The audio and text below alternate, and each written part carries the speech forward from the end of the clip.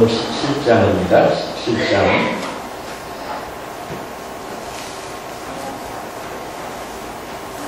6절부터 19절까지 한 절씩 교독하시겠습니다. 나는 아버지께서 세상 사람들 가운데서 뽑아 내게 맡겨주신 이 사람들에게 아버지를 분명히 알려주었습니다. 이 사람들은 본래 아버지의 사람들이었지만 내게 맡겨주셨습니다. 이 사람들은 과연 아버지의 말씀을 잘 지켰습니다. 지금 이 사람들은 나에게 주신 모든 것이 아버지께로부터 왔다는 것을 알고 있습니다. 나는 나에게 주신 말씀을 이 사람들에게 전하였습니다. 이 사람들은 그 말씀을 받아들였고 내가 아버지께로부터 온 것을 참으로 깨달았으며 아버지께서 나를 보내신 것을 믿었습니다. 나는 이 사람들을 위하여 간구합니다. 세상을 위하여 간구하는 것이 아니라 아버지께서 내게 맡기신 이 사람들을 위하여 간구합니다. 이 사람들은 아버지의 사람들입니다. 나의 것은 다 아버지의 것이며 아버지의 것은 다 나의 것입니다. 그래서 이 사람들로 말미암아 내 영광이 나타났습니다. 나는 이제 세상을 떠나 아버지께 돌아가지만 이 사람들은 세상에 남아있을 것입니다. 거룩하신 아버지, 나에게 주신 아버지의 이름으로 이 사람들을 지켜주십시오. 그리고 아버지와 내가 하나인 것처럼 이 사람들도 하나가 되게 하여 주십시오. 내가 이 사람들과 함께 있을 때에는 나에게 주신 아버지의 이름으로 내가 이 사람들을 지켰습니다.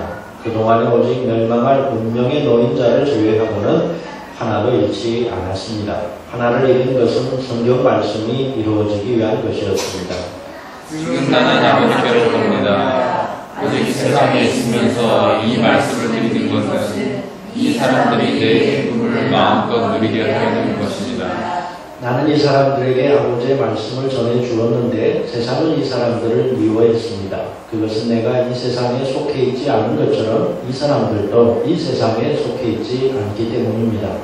내가 아버지께 원하는 것은 그들을 이 세상에서 데려가시는 것이 아니라 악마에게서 지켜주시는 일입니다. 내가 이 세상에 속하지 않은 것처럼 이 사람들도 이 세상에 속한 사람들이 아닙니다. 이 사람들이 진리를 위하여 몸을 바치는 사람들이 되게 하여 주십시오. 아버지의 말씀이 곧 진리입니다. 아버지께서 나를 세상에 보내신 것 같이 나도 이 사람들을 세상에 보냈습니다. 내가 이 사람들을 위하여 이 몸을 아버지께 바치는 것은 이 사람들도 참으로 아버지께 자기 몸을 바치게 하려는 것입니다. 주님의 말씀입니다. 주님께 감사합니다. 이 요한복음 15장에서 17장까지를 가리켜서 다락방 강화 그렇게 이야기를 하죠.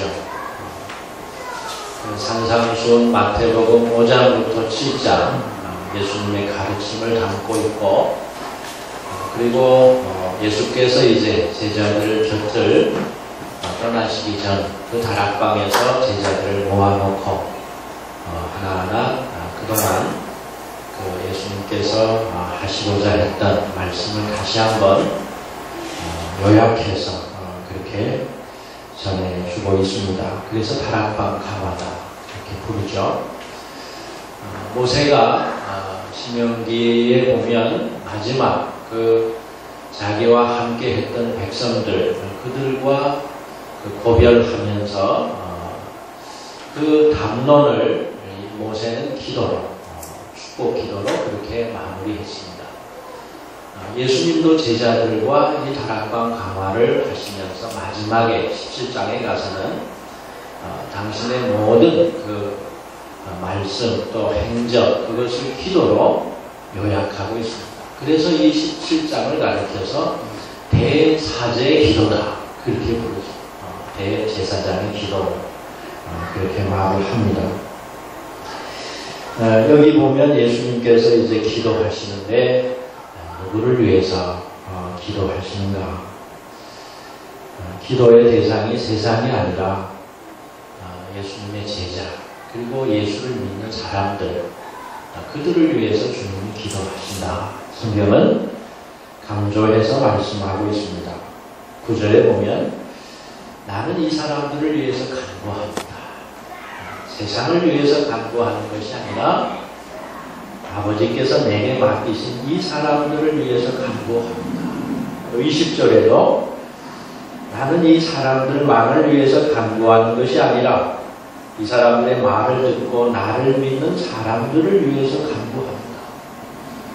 우리 주님께서는 세상을 위해서 오셨어요. 세상 모든 사람을 구원하기 위해서 오셨습니다. 맞습니다. 하지만 주님으로부터 선택을 받고 그래서 주님이 가신 그 길을 함께 가고자 하는 사람들, 그들을 향한 주님의 마음은 각별하셨습니다.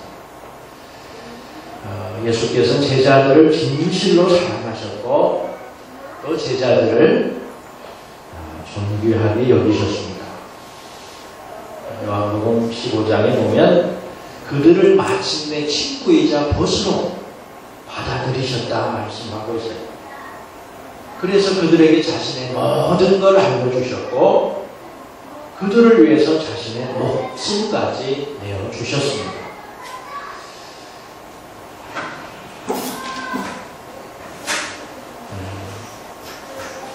예수께서 하나님 아버지께 이 제자들을 부탁하시죠. 그런데 오늘 본문을 보면 아버지께 제자들을 부탁하시면서 제자들을 향한 주님의 마음이 어떠한가? 그 제자들을 예수님은 사랑하셨고 인정하셨고 또 제자들을 칭찬하시고 또 제자들을 세워주시는 걸 볼 수가 있어요. 우리가 사랑하는 사람을 누군가에게 좀 부탁할 때 그 사람의 좋은 점 또 내가 그 사람을 소중히 아끼고 있다. 그것을 꼭 이야기하지 않습니까? 여기 예수님이 그런 아버지의 마음으로 제자들을 지금 하나님께 부탁하고 있는 거예요. 여기 6절, 8절 보면 이 사람들은 여기 제자들이에요. 제자들은 과연 아버지의 말씀을 잘 지켰습니다. 이 사람들은 말씀을 받아들였고 8절에 아버지께로부터 온 것을 참으로 깨달았고 아버지께서 나를 보내신 것을 믿었습니다. 많은 사람을 향해서 주님이 말씀했지만 그 말씀을 잘 받아들인 사람 그리고 잘 깨달은 사람 그리고 그 말씀을 믿은 사람이 누구냐? 이 제자들입니다. 그러니 아버지 이 제자들을 당신께 부탁합니다. 당신께 맡깁니다. 그게 주님의 간곡한 그 제자들을 하나님께 맡길 때 그 마음이었습니다. 예수께서는 제자들을 위해서 또 그 예수를 따르는 우리 모두를 위해서 늘 기도하십니다. 지금도 하나님 우편에서 우리를 위해서 간구하신다. 요한복음 8장, 로마서 8장 34절에 그분은 우리를 위해서 돌아가셨을 뿐만 아니라 다시 살아나셔서 하나님 오른편에 앉아 우리를 위하여 대신 간구해 주시는 분이시다. 여러분, 누군가 나를 위해서 기도하는 것 얼마나 위안이 됩니까? 주님께서 우리를 위해서 그렇게 날마다 아버지께 기도하시다. 어디 주님만이에요? 성경을 보면 성령께서도 우리가 어떻게 기도해야 할지 알 수 없을 때 말할 수 없는 탄식으로 우리를 대신하여 간구하신다 말씀하고 있습니다. 로마서 8장 26절이죠. 그렇게 연약한 우리를 성령이 도와주신다. 그러면 예수님께서 제자들을 위해서 무엇을 구체적으로 기도하셨는가? 세 가지를 생각해 볼 수가 있습니다. 먼저는 11절에 제자들을 지켜주십시오. 이 사람들을 지켜주십시오 라고 기도했습니다. 15절에서도 내가 아버지께 원하는 것은 그들을 이 세상에서 데려가시는 것이 아니라 악마에게서 지켜주시는 일입니다. 우리 예수님께서는 인간의 연약한 실존을 너무나도 잘 알고 계셨어요. 하나님이 지켜주시지 않으면 그 누구도 스스로 자신을 돌볼 수가 없습니다. 결코 안전할 수가 없습니다. 인간의 운명은 하나님 아버지 손에 달려 있습니다. 하나님이 돌봐주시고 하나님이 지켜주시기 때문에 오늘 우리가 있는 거 아니겠어요? 세상의 크고 작은 모든 일은 하나님하고 다 상관있어요.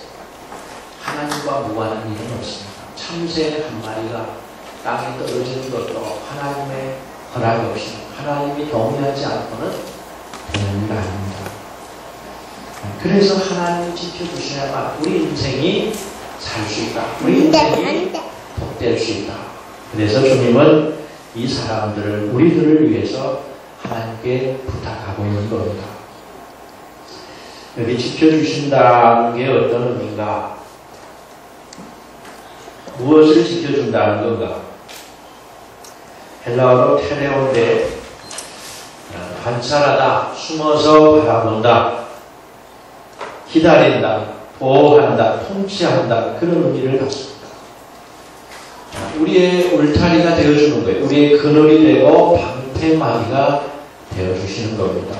시편 121편을 보면 분명히 알 수가 있습니다. 이 시편 121편은 순례자의 노래입니다. 인생을 순례하는 여정 가운데서 우리가 하나님 앞에 날마다 드려야 될 기도, 날마다 하나님 앞에 드려야 될 노래, 그게 바로 이 시편 121편이에요. 그런데 여기 보면 야훼는 너의 그늘, 너를 지키시느니 야훼께서 내 오른편에 서 계시다. 낮에 해가 너를 해치지 않고 밤에 달이 너를 해치지 못하니 야훼께서 너를 모든 재앙에서 지켜주시고 내 목숨을 지켜주시리라. 떠날 때에도 돌아올 때에도 너를 항상 지켜주시리라. 이제로부터 영원히. 우리가 여기 오는 동안 우리 주님께서 내 운전대를 잡고 내가 운전했지만 주님이 곁에서 나와 함께 하셨습니다. 그리고 내 길을 안전하게 인도해 주셨습니다. 정복희 집사님 혼자서 여기 온 게 처음이시네요. 처음 운전대를 잡고 이 길을 온 길을 흘러오셨어요. 네? 얼마나 그 긴장이 됐겠어요. 하나님이 곁에서 돌봐주신다. 그 믿음이 있었기 때문에 편안하게 올 수 있었고 하나님이 지켜주셔서 안전하게 올 수 있었습니다. 돌아가는 길도 마찬가지입니다. 오고 가는 모든 길을 주님이 지켜주시기에 우리는 안전할 수 있는 것입니다. 모든 그런 위험으로부터 또 세상의 온갖 악으로부터 유혹으로부터 시험으로부터 우리를 주님께서 지켜주십니다. 우리의 믿음을 지켜주시는 거예요. 사단은 끊임없이 우리의 믿음을 흔들어 놓습니다. 또 우리를 실족하게 합니다. 그때마다 그리스도께서 성령께서 또 하나님께서 천군 천사를 보내서 우리의 믿음을 지켜주십니다. 여기 예수님께서 제자들을 위해서 기도하시는데 어떻게 기도합니까? 누가복음 22장 31절 32절 보면 시몬아 들으라. 사탄이 이제는 피로 밀을 까부르듯이 너희를 제 멋대로 다루게 되었다. 그러나 나는 내가 믿음을 잃지 않도록 기도하였다. 믿음을 잃지 않도록 날마다 주님께서 저와 여러분을 위해서 기도하십니다. 주님이 그렇게 우리를 지켜주시기에 우리는 염려하거나 두려워할 필요가 없습니다. 내 삶에 대해서도 스스로 절망하거나 포기하는 일이 없어요. 어떤 고난, 환난 가운데서도 끝까지 인내하고 희망을 잃지 않아요. 하나님께서 내 손을 잡고 계세요. 그런데 하나님께서 잡으신 내 손을 주님이 먼저 놓으신 적은 없습니다. 그러니 안심하시기 바랍니다. 당신의 팔이 짧아서 구원할 수 없는 게 아니고 힘이 없어서 구원하지 못함이 아니라고 했습니다. 내가 주님에게서 자의로 등을 돌리고 또 주님에게서